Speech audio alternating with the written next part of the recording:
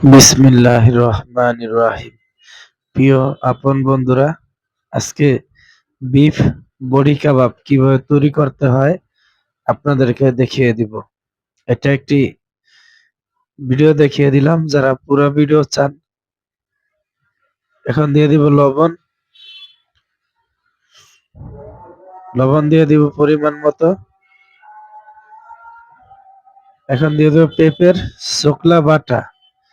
এটা পেঁপের শুকলা বাটা দিয়ে দিব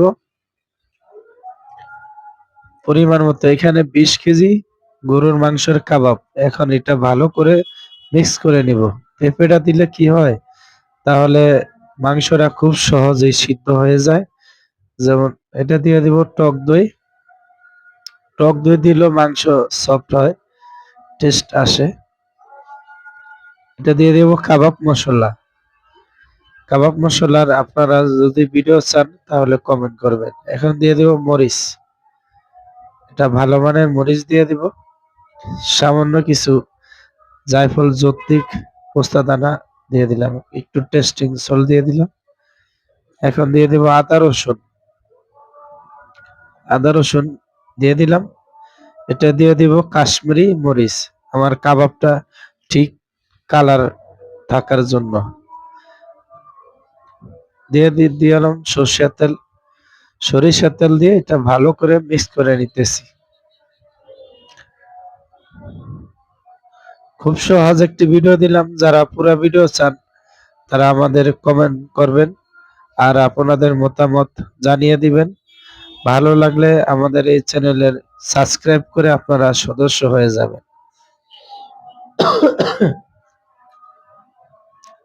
আর আপনারা কিরকম রেসিপি চান, ভিডিও চান, তা আপনারা আমাদের কমেন্ট বক্সে জানিয়ে দিবেন।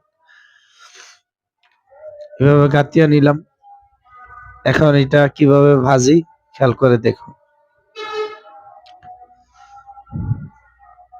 আমাদের এই চ্যানেলটি নতুন, আপনারা সবাই সাপোর্ট দিবেন।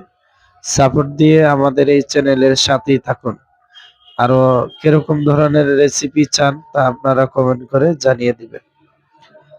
যেহেতু আপনাদের জন্য এই চ্যানেল, আপনারাই শিখবেন, আপনারাই দেখবেন, বাকিরা আপনারাই আপনাদের মতামত জানিয়ে দিবেন। এভাবে দিয়ে দিলাম চুলার উপরে।